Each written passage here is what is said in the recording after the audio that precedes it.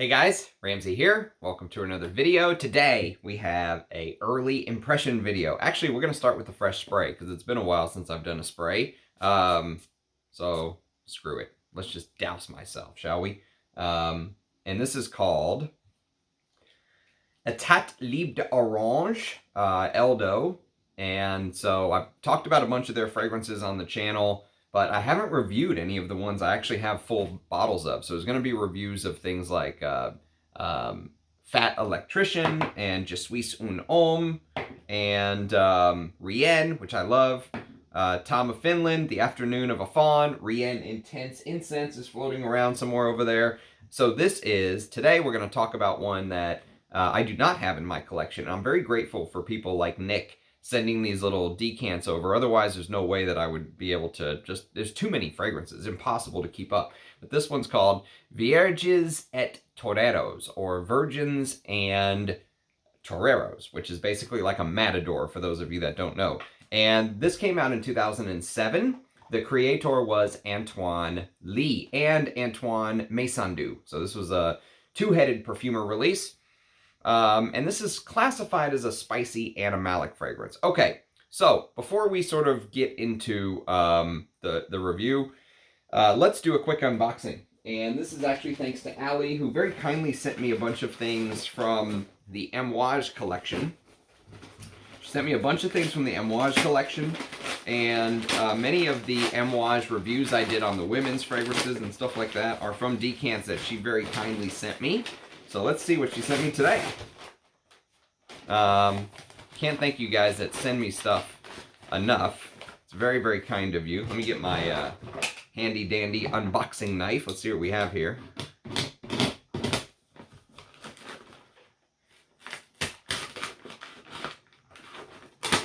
Okay. So she did tell me there's a couple things in here. So I don't know which one's which, so we're just going to blindly open these up and see what we get. So the first one,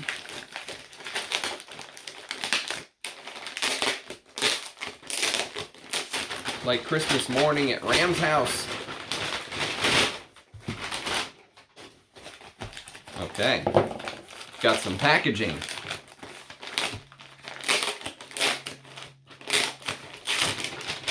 Sorry for the noise. Well, I know there are some people that love this sound, so okay, so I think this is, she told me that she was going to send me some of her, she has a friend who actually makes handmade soaps, and the website is happysoapmaker.com, and so, like, there's one of them, a birch tar soap.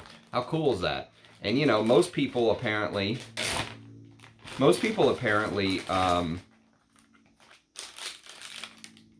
wow, interesting. So most people apparently just use like a base, and then they just add some essential oil to the soap, the quote-unquote homemade soaps, right? These are, according to her, because she's friends with the woman who runs this website, happysoapmaker.com, these are all handmade, 100%. She makes everything from scratch. So, so yes, beer soap, birch tar soap, patchouli cedarwood, geranium, peony soap, cedarwood soap. Awesome. Very, very awesome. Thank you for that, Allie. Very, very kind of you. And I will use them. I still have some Mysore sandalwood soap that some of you guys very kindly sent me, so I am set on soaps for a little bit, so thank you. So let's see what perfume she sent me. So I think these are some of the, well, obviously there's some of the fragrances I've never smelled before, but let's see what we have. So we have Climate Vintage Eau de Toilette. She said this was huge in her country as she was growing up. I think she's Russian, or many of the Eastern European Russian, you know, girls really wanted Climate, which is a Lancome fragrance. I've never smelled it. She sent me a decant. This is the vintage EDT. So she sent me a current version as well, so I can compare and contrast. So this is Amouage Meander, which I said I smelled in passing. So this will let me do a video for you guys, which is kind of cool. And then we have Lancome Climate, the new version. You can see the color of the juice is like super green versus the vintage version. You know, a lot of food coloring in there, obviously. Slime green. And then the next one here is Amouage Enclave. So this is the other one I smelled in passing with Meander. And I thought they were both passably nice scents. I just didn't think that they were Amouages, if that makes sense. And then we've got Reflection 45, which is one of the exceptional extracts that I've never smelled. So I've never done... I never did a video on Reflection Man either. That's one of the ones that's still on the list. Then we have Amouage Interlude 53, which I actually have a decant of. I have not done a video on it yet. So here's... somebody else sent me a decant of Interlude 53, so I need to get on that one of these days. But I've worn it to bed a couple times from that first decant I had. And here's Opus 7. Okay, I have some samples of that as well. That's going to be coming up soon as well. Thank you, Allie. Very, very kind of you, madame. Excuse me, whilst I throw that away. So, Amouage videos to come.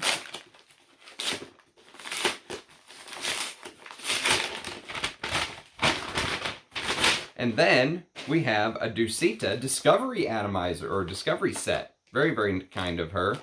There's a bunch of Dusitas that I have not talked about on the channel yet. So this will give me an opportunity to do so. I recently did a video on Monlight, which I thought was a very passable rose oud, Laotian oud type style creation. You know, something in the lines of Oud Palau by Diptyque. You know, I wouldn't go buy it with where I'm at today in my journey, and that's not talking down to it. It's just saying I'm a little past that in my oud discovery of exploring perfume. So this one's called Cavatina. Okay, never smelled that one. I do appreciate that Dusita does 2.5 ml decants. I like that. I do like that. So this is Cavatina, which I have yet to smell. And then we have Sillage Blanc, which I think I did a video on this one. It sounds very, very familiar. If I didn't do a video, I might have a decant of it somewhere. Ah, yes, I do. I do. So this is why it sounds familiar, because I have one of the older decants of Sillage Blanc. That's what the newer ones look like. The artwork is kind of the same. So yes, I will do a video on Sillage Blanc one of these days. And then we have Monlight, which I just did a video on. So this was a very, very passable, very passable rose oud. I thought for, you know, if you can find it at discounters for 90 bucks, 80 bucks, it's okay. Not a bad buy at all. Not a bad buy at all. So thank you. Very, very kind of you, Allie. And then let me show you the Discovery Set. Let's see what we have in here. If there's any of these that you want me to prioritize, please let me know. So the Discovery Set from Dusita comes like this. Ooh, Discovery Set. So we've got Melodie de l'Amour, Isara, which I have a full bottle of, La Douceur de Siam, which I think that's the one I did the video on, Fleur de Lalita, I've never smelled that one, Erwan, have not smelled that, Splendiris, which is her iris creation, have not smelled that, La Pavillon d'Or, have not smelled that, Moonlight in Chiangmai, have not smelled that, and Anamcara,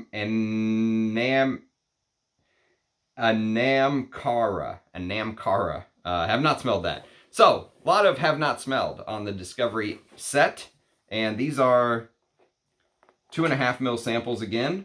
So I appreciate a 2.5 ml sample. Very nice. Very, very nice. Thank you, Allie. Very, very kind of you, my dear, for keeping me well stocked in my time of need. So thank you. I very, very much appreciate that. Okay, so let's move on to the video title, which is Etat Libre d'Orange, Vierges et Toreros. So again, virgins and toreros, or like a matador, a bullfighter, if you will. So I just sprayed it when I started the video 10 minutes ago, and I can tell you that this fragrance opens up very musty, very musky, and this mentholated sort of animalic, you know, it feels like animals gone past. You know, it really does. It feels like you're smelling an animal like pen, like zoo yard, like let's say you're at the stockyards, right? And they're bringing like the bulls right going by, or the cows moving by. There is a feeling of that. And so one thing I should mention too, because I've been doing a lot of these early impression videos because I want to sort of get through some of these samples. And one thing I should mention is my preferred way to review a scent is to live with it, right? So I would love to have a full bottle and you can wear it and test it in different, seasons and stuff like that. But the reality is that it's impossible to do that with so many scents. If you want to review a lot of scents, it's impossible. You have to kind of give it your quick, it's like making decisions in the blink of an eye. There's a book that Malcolm Gladwell wrote called Blanc. It's a brilliant book. Blanc talks about how humans make decisions in the blink of an eye. And so reviewing fragrances that are not something that you have a full bottle of, where you have to maybe wear it like I do. What I do with these is I give it a wear before bed. So I'll wear it to bed or once or twice. And then I'll also wear it as my scent of the day once and just give like a quick intro video, if you will. I call them early impressions. And that's what this is. This is an early impression. So some of it is kind of taken from, I have watched 0 YouTube videos on this, so I have no clue what anyone else is saying about it, but a lot of it's taken from, just a quick wear is basically what it comes down to. And so, that's sort of, for me, like if I had never heard of this scent, okay, and you came to me and said, Ramsey, Vierges et Toreros, what's it like? I have no clue. Never smelled it. Not an idea. Never watched a video on it. Never anything. So the idea with this whole early impression series is that it at least gives you an idea of the scent, right? It gets you in the ballpark. It's not going to get you every little detail because I don't own a bottle. The only way to do that is to live with the scent. But it's enough. It gets you. I think it gets you 90% of the way there. So animalic musk, where musk really feels, powdery musk feels like it kind of takes over in the beginning. And with the civet kind of in the background, okay? So there are 2 fragrances that jump to my mind as soon as I smelled this. Number 1 is Serge Lutens Musks Kublai Khan, which I'll review one of these days. This is a vintage Palais Royale Bell Jar bottle, which is amazing. And Furio. Furio is the other one that came to my mind. And this is much more animalic, and I actually like this much more. But it gets you in the ballpark. If you've ever smelled Furio, it's like this explosion of civet and, florals.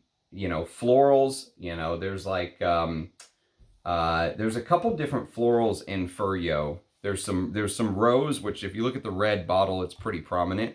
But there's also things like carnation and geranium. And so jasmine as well. And so that floral heart sort of makes the scent with this musky ambrette seed, okay? And so in here, if you look at Furio, it's like this ambrette in the top, whereas in Virgins and Toreros, it is this musky explosion smell. It smells like it smells a little bit like powdered musks, if that makes sense. And the florals in the heart are tuberose and ylang-ylang. So it's in the ballpark of something like Musk Kublai Khan or Furio, but it's done in a niche style. Imagine this is an 80s fragrance, okay? So this has this 80s powerhouse paint stripping off of the wall strength, okay? This, ELDO's a niche house. Now, they're obviously a niche house that's supposed to be weird and different, but still imagine sort of that style done in a niche perfumery, okay, by Antoine Lee. And so many people who own this fragrance longer than I have, from what I've read in a couple of the forums, I've heard a few people mention that there is this metallic-like smell. And for me, it smells more like a powdered Sharpie, okay? So instead of like a metallic smell, like a true metallic smell, the way that the that particular note comes across to me is whenever you take a Sharpie off, the cap off, right? And you smell it, you almost get this, to me, you almost get this sort of, you know, imagine this solvent-like smell. That's a good word for it. So imagine this sort of solvent smell that is mixed with powdered musk, like powdered wigs musk, okay? And you know how sometimes there are leather fragrances which, whenever you see the note of leather in a perfume, you're thinking, okay, this is going to be a true, proper animalic leather. And then sometimes you see, and that's the kind of leather that I like, and then sometimes you see a leather note in perfumery that says leather, and then you smell it and it doesn't really come across as harsh leather. It doesn't come across as, you know, Bel Ami type leather or something like that. You're kind of getting like a secondhand leather, if you will. You're getting like an ancillary leather note. That's the way that the leather note comes across in Vierges and Toreros. It smells like secondhand after it's sort of been in a leather glove, or better yet, you know, staying with the bullfighter theme. Imagine a bullfighter who is like sweating his ass off. The glove is kind of in his hand, and the bull's getting a little too close for comfort. Maybe those horns came a little too close to the family jewels when he stepped out of the way 1 or 2 times. And, you know, there's some sweat that's starting to go down his face and inside of his glove. And whenever he takes the leather glove off, it almost is like the remnants of the leather glove on skin is what you smell. And so, yes, it is a spicy animalic fragrance. Yes, you get the cardamom, you get the pepper, okay? Those are 2 top notes here. But it's not just like smelling a spice-heavy fragrance, because remember, the musk is kind of the overall, it's like being in a bullfighter pen where every time the bull runs, this cloud of smoke comes up. Imagine fighting in a cloud of smoke that kind of obscures your view. And that is how the musk feels in this fragrance. Inside of that pen, there are all of these notes moving around. But the plume of smoke, or dust, if you will, from the bull charging at the matador, is how the musk feels in the scent. It just feels like it just encompasses everything. And there's no musk listed, is the interesting part. So I don't know if that's a byproduct of the leather accord, the tuberose, the ylang ylang, which can come across as slightly powdery, but to my nose, this is a very, very powdery, you know, take on an animalic fragrance. Very musky and powdery to me. So, if you think of something like Spanish leather fragrances, Spanish leather literally translates to peau d'Espagne, literally translates to skin of Spain, okay? And so skin of Spain, just imagine the bullfighter's hand in the glove, taking off the glove and smelling it. There is a little bit of a skin-like translation in this, but that plume of dust is actually a great metaphor for just the way the fragrance acts on your skin. It really, to me, it really feels like there's something just so dusty, musty, musky about the scent, if you will. I like it. I like it. The heart is the tuberose and ylang ylang. The base is the leather, patchouli, and vetiver. And so this fragrance, this is 2007. So, you know, this proves that 16, 17 years ago, Antoine Lee still had his stuff going. I mean, even then, he was one of the more interesting perfumers. This is not going to be a full bottle purchase for me, but it definitely is an interesting discovery. And actually, it's discontinued. They don't make this one anymore. This is one of the ELDOs that got axed, but I wouldn't go pay big money for it, because if you like this style of, there's almost something overtly sexual about this fragrance to me. So if, you know, if you've smelled some of these sexualized musk fragrances, like I think Musk Kublai Khan's a very sexual musk fragrance. These sort of very animalic, heavy animalic fragrances, which I love. Papillon Salome, or, you know, even something like this. The wonderful Bal à Versailles by Jean Desprez, which I have reviewed. Roja Dove calls this he put this in one of the most influential fragrances of the 20th century category. So Bal à Versailles, brilliant bottle too, with the harp on top. And you just think about the ladies at Versailles and how clean they look. at the ball, all dressed up with their flowers, but really maybe they're not so clean ladies, right? That's a little bit of the feeling of this perfume. There's almost like, and then of course the name, right? So you have the Virgin and the bullfighter, or the Torero. And so just imagine, you know, my thought about this fragrance is like a good example of the way it smells to me in a story format is, imagine that dusty arena, okay? Imagine that dusty sort of plume I mentioned earlier. And every time the bull charges, there's that plume of dust. And in the stands is a beautiful, gorgeous, hot college activist student, okay? She's in her early 20s, and she's sitting in a crowd amongst her Greenpeace friends, okay? And they're all talking about how cruel bullfighting is, because they're in Spain on some college trip, and they're talking amongst themselves about how absolutely cruel and barbaric bullfighting is. And she just can't imagine what it must feel like to the poor bull who's just being, you know, ravished by this man with a sword and a red cape, and she just despises this barbaric act. And she's holding court amongst her friends. She's the most beautiful amongst the group, of course. But really, what she's really wondering is why, seeing this man decked out in glitter and bling on his costume, and maybe like seeing the imprint of his junk on his way too tight pants is making her wet in the stands. That's really what she's wondering as she's sitting there watching this bullfighting, this very sexualized component to it. She won't admit it to anybody because, of course, she's the Greenpeace-loving 4.0 GPA college student, but there's a very sexualized component to this, you know, fragrance. This she's sitting there wondering why watching this blood sport, which she despises, is turning her on, right? That's the scent in a story, if you will. And speaking of blood, a couple people pointed this out in the Parfumo comments, and I kind of agree. But I'm at a disadvantage because they referenced Secretions Magnifique. I've never smelled Secretions Magnifique. That's also an Antoine Lee creation, by the way. Also an ELDO fragrance.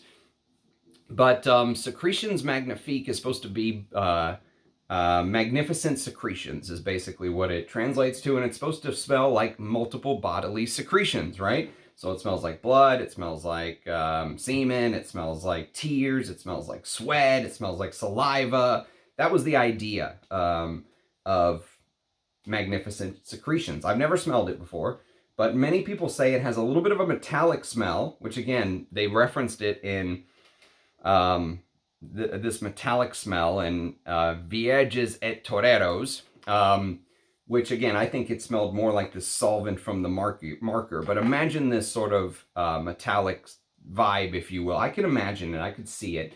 And then mix it with blood. And so many people say that there is a blood note here, and they mentioned virgins, okay? So they said the blood of virgins and the blood of the bull, or the bullfighter, or maybe the matador himself getting stabbed by the bull. And I'm wearing red to commemorate this scent. No, I didn't think that far ahead. That's just pure luck.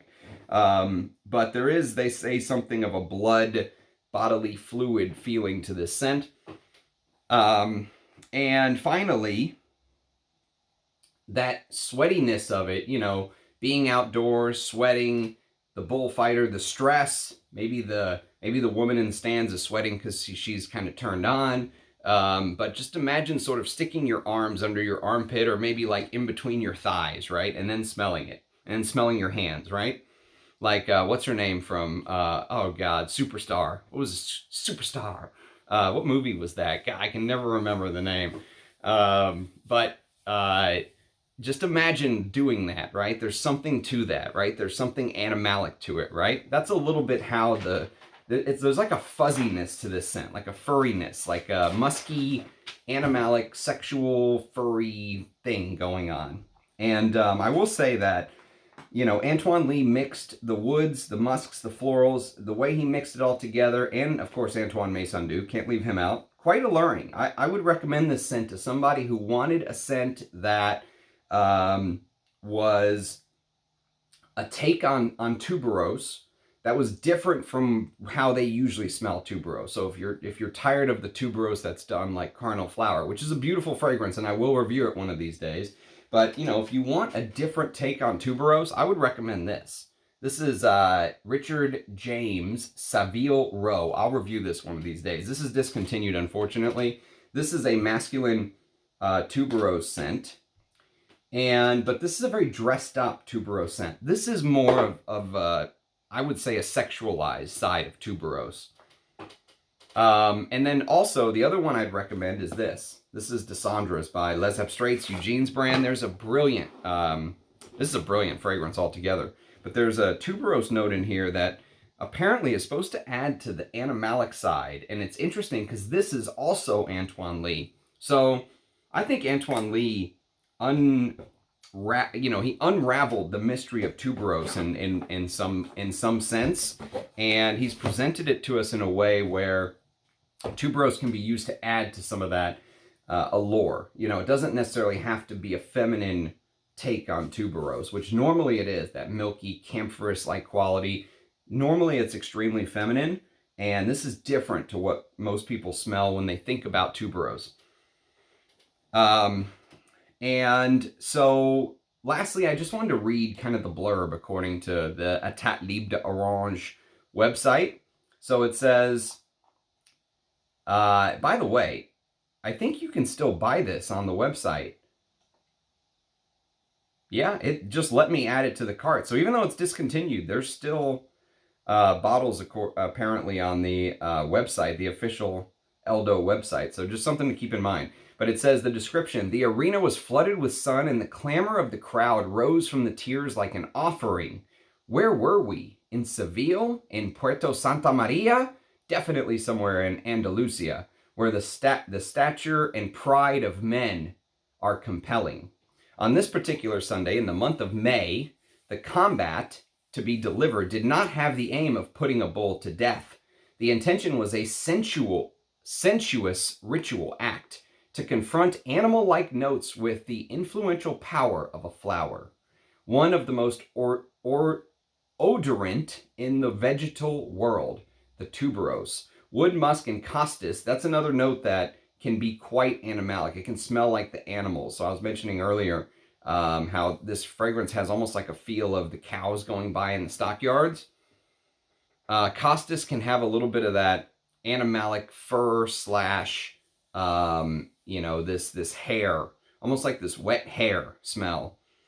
And it says, it's in daring, unreasonably abundant proportions, would once and for all bite the dust in the arena dedicated solely to the glory of men. In this openly sexual confrontation, me, the woman, you, the man, one of the most blasphemous of men's perfumery, the purity of the tuberose is falsely innocent, so that in appearance only these macho reputed notes seem to be the only ones victorious. But smelling it tells a completely different story. The nose instinctively knows who the victor is. Signed, the Virgin and the Torero. So, a hell of a description. I don't even know what I read there, but I think they were basically saying that you think you're smelling all these masculine notes, but really the tuberose is in charge, but the pride of men will not allow you to admit that. But very interesting creation. Another one of those that I'm like, bravo, Antoine Lee. Okay, very well done. He's quickly becoming one of my favorite perfumers. And yesterday I reviewed 14 Hour Dream by Juicebox, and it was an okay vanilla. Nothing, I wouldn't run out and go buy it, but I thought it was interesting to an extent, in a designer kind of way. But he can't help but putting his own little spin on things. He's a rebel and an outlaw. He loves going against the stream, as do I. So I have an affinity for Antoine Lee. Big fan of his work. And, this is one where I wouldn't say I'm necessarily a big fan, but I'm happy I got a chance to smell it. Definitely happy I got a chance to smell it. Would I go buy a bottle? No, I just would not. It's $149 on the website for 100 mils, which is not that bad. 50 mils is $90, and a sample is $4. So it's not terrible. But, I don't think I would go run out and buy this personally. But the fact it's still on the website makes me question if it actually is discontinued or not. So, Anyways, I appreciate everyone watching. We're at almost the 30-minute mark, so let's wrap it up. Thank you, Ali, for the very kind Dusita and Amouage decants and everything, and the soaps. Can't wait to try those.